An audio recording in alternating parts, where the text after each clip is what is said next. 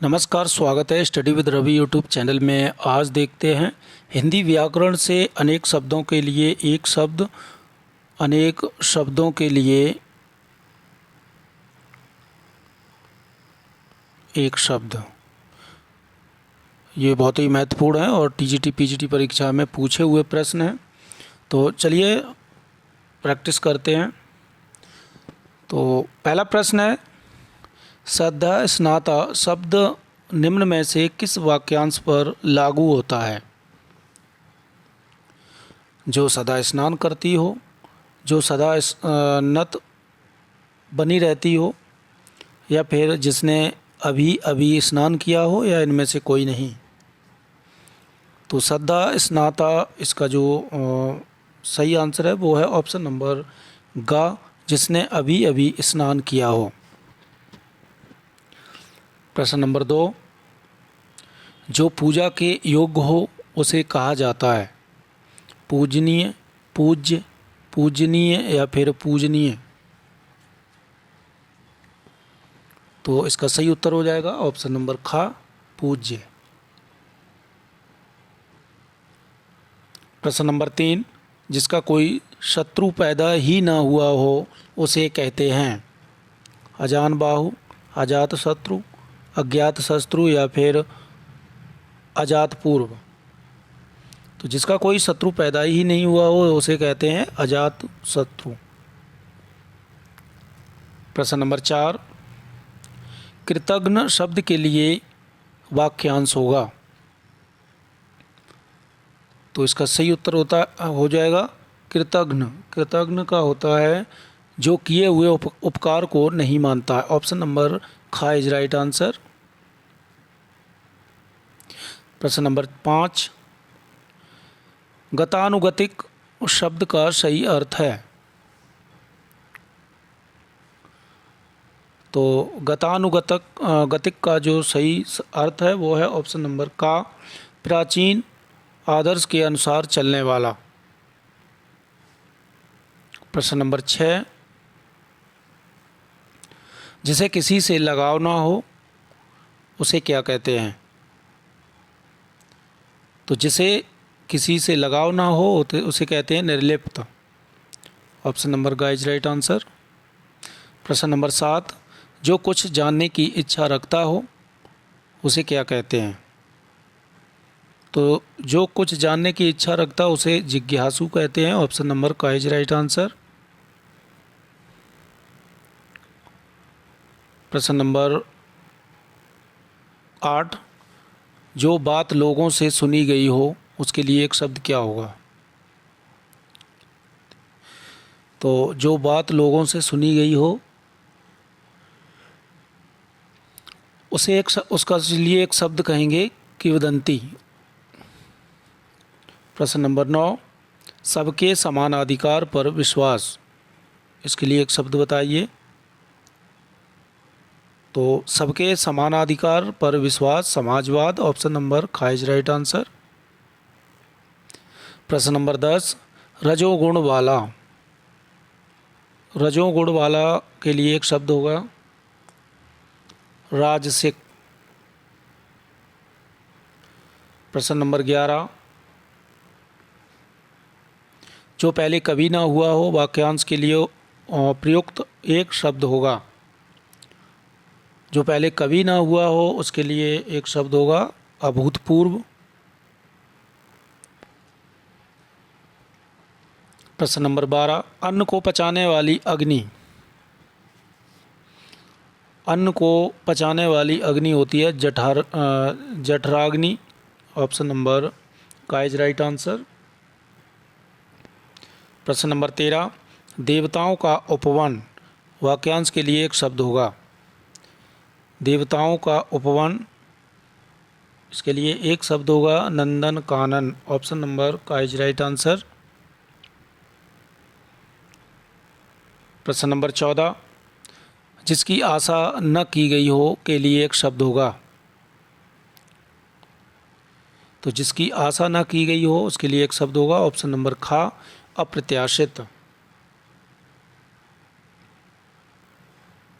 प्रश्न नंबर 15, जिस पर अनुग्रह किया गया हो, वाक्यांश के लिए एक शब्द है। जिस पर अनुग्रह किया गया हो उसके लिए एक शब्द होगा अनुग्रहित। ऑप्शन नंबर ख इज राइट आंसर। प्रश्न नंबर 16, निष्फल न होने वाला। निष्फल न होने वाला के लिए एक शब्द होगा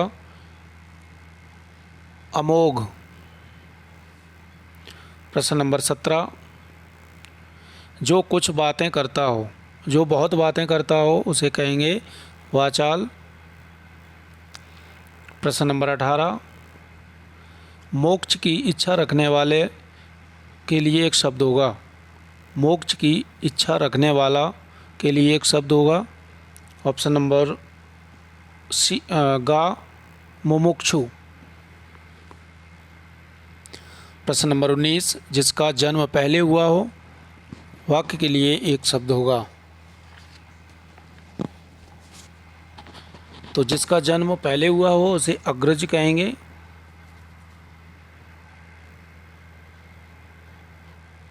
प्रश्न नंबर 20,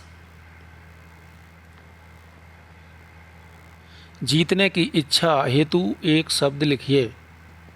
तो जीतने की इच्छा के लिए एक शब्द होगा ऑप्शन नंबर ख जिगीसा। प्रश्न नंबर 21, अजान बाहु शब्द निम्नलिखित में से किस वाक्यांश के लिए सही है। अजान बाहु, तो ये जिसकी भुजाएं घुटनों तक लंबी हों। प्रश्न नंबर 22, वह स्त्री जिसका पति परदेश से आने वाला हो के लिए एक शब्द होगा। बहुत ही महत्वपूर्ण है, ये इम्पोर्टेंट प्रश्न है। वह स्त्री जिसका पति परदेश से आने वाला हो उसके लिए एक शब्द होगा। ऑप्शन नंबर घा। ऑप्शन नंबर घा आगमिष्यत पतिका। प्रश्न नंबर 23, किंग कर्तव्य विमूढ़ शब्द का सही अर्थ है।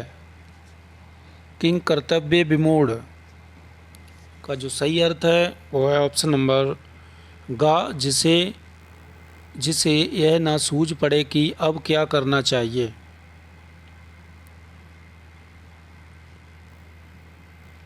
प्रश्न नंबर 24, अंत्यज शब्द का सही अर्थ है।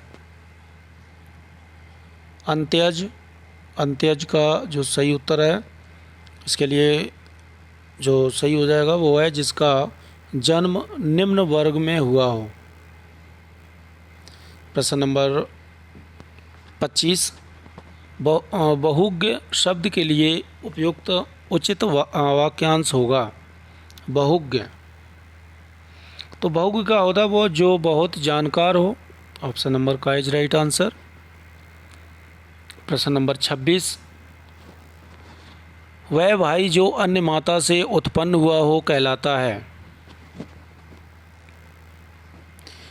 तो वह भाई जो अन्य माता से उत्पन्न हुआ हो उसे कहते हैं अन्योदर।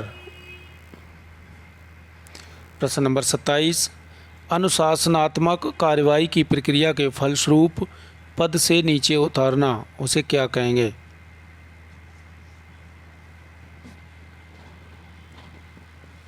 तो इसका सही उत्तर हो जाएगा पदावनति। ऑप्शन नंबर घ इज राइट आंसर। प्रश्न नंबर 28, पत्र या प्रश्नादि के उत्तर की अपेक्षा करने वाला के लिए एक शब्द होगा। पत्र या प्रश्नादि के उत्तर की अपेक्षा करने वाला के लिए एक शब्द होगा। ऑप्शन नंबर घ उत्तरापेक्षी। प्रश्न नंबर 29, अज्ञेय शब्द के लिए वाक्यांश है।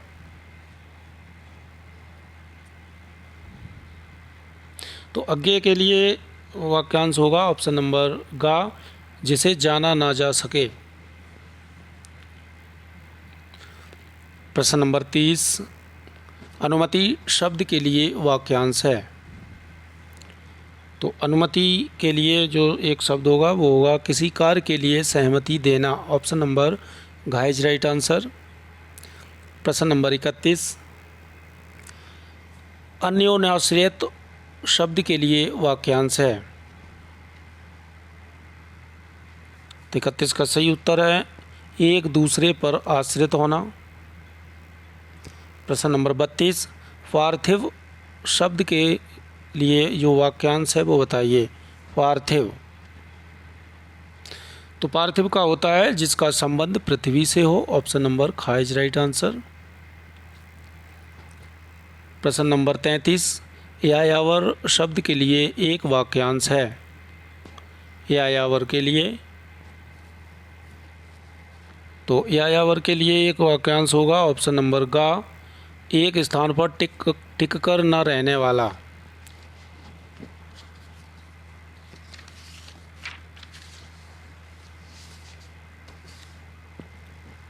अगला प्रश्न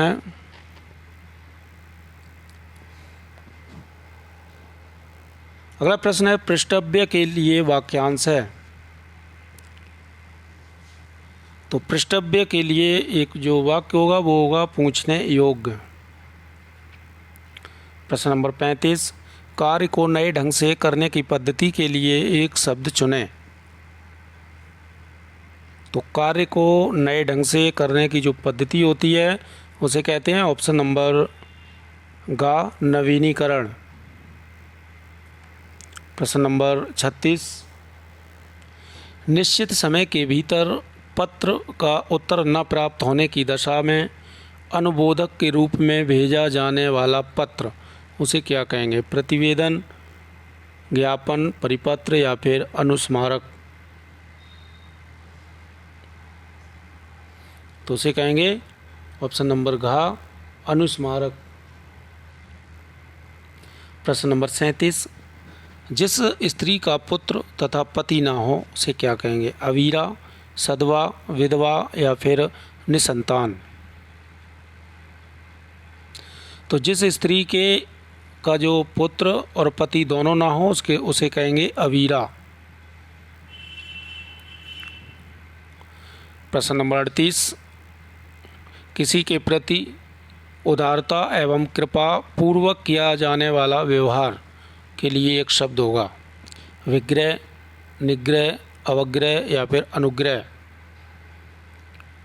तो किसी के प्रति उदारता एवं कृपापूर्ण किया जाने वाला व्यवहार के लिए एक शब्द होगा ऑप्शन नंबर घ, अनुग्रह। प्रश्न नंबर 39, दो पर्वतों के बीच की दूरी को क्या कहते हैं। तो दो पर्वतों के बीच की दूरी को कहते हैं उपत्यका। प्रश्न नंबर 40, छेपक शब्द के लिए वाक्यांश होगा। तो छेपक के लिए एक जो वाक्यांश होगा वो है किसी ग्रंथ में अन्य व्यक्ति द्वारा जोड़ा गया भाग। ऑप्शन नंबर ग इज राइट आंसर। प्रश्न नंबर 41, अभिज्ञ शब्द का सही अर्थ है। अभिज्ञ शब्द का सही अर्थ है, तो इसका सही उत्तर है ऑप्शन नंबर ख, जानने वाला। प्रश्न नंबर 42, निर्गुण शब्द का सही अर्थ क्या है। तो निर्गुण का जो सही अर्थ हो जाएगा वो हो जाएगा ऑप्शन नंबर का, जो सत्व, रज व तम तीनों गुणों से परे हो। प्रश्न नंबर 43, जो गणना योग्य न हो। जो गणना योग्य ना हो उसे कहेंगे असंख्य। प्रश्न नंबर 44, लौकिक के लिए वाक्यांश होगा। लौकिक, तो लौकिक के लिए वाक्यांश होगा ऑप्शन नंबर घ, जो इस लोक की बात हो। अगला प्रश्न है प्रश्न नंबर 45, पुरुष एवं स्त्री का जोड़ा के लिए एक शब्द होगा। तो पुरुष एवं स्त्री का जोड़ा उसे कहते हैं दंपति। प्रश्न नंबर 46, विधानमंडल द्वारा पारित या स्वीकृत विधि क्या कहेंगे? अधिनियम, नियम, विनियम या अध्यादेश? तो विधानमंडल द्वारा पारित या स्वीकृत विधि को कहते हैं ऑप्शन नंबर का अधिनियम। प्रश्न नंबर 47, रसास्वादन के लिए वाक्यांश होगा। तो रसास्वादन के लिए वाक्यांश होगा ऑप्शन नंबर गा, किसी रस का उपभोग करना। प्रश्न नंबर 48, वर्णनातीत का सही अर्थ है? वर्णनातीत, तो इसका सही है उत्तर ऑप्शन नंबर घ, वर्णन से परे। प्रश्न नंबर 49, जिसकी ग्रीवा शंख की तरह हो उसे क्या कहेंगे? जिसकी ग्रीवा शंख की तरह हो उसे कहेंगे ऑप्शन नंबर खा, काम्बु ग्रीवा। प्रश्न नंबर 50, हाथी को चलाने वाला व्यक्ति क्या होता है? क्या कहते हैं उसे जो हाथी को चलाता है? तो हाथी को चलाने वाले को कहते हैं महावत। प्रश्न नंबर 51, नकली वेश में रहने वाला व्यक्ति। तो नकली वेश में रहने वाला व्यक्ति, उसके लिए एक शब्द होगा छद्मवेशी। ऑप्शन नंबर खा इज राइट आंसर। तो दोस्तों ये थे महत्वपूर्ण अनेक शब्दों के लिए एक शब्द और 51 प्रश्न थे। प्रश्न अच्छे लगे हो तो प्लीज़ वीडियो को लाइक करें, शेयर करें, चैनल को सब्सक्राइब जरूर करें। धन्यवाद।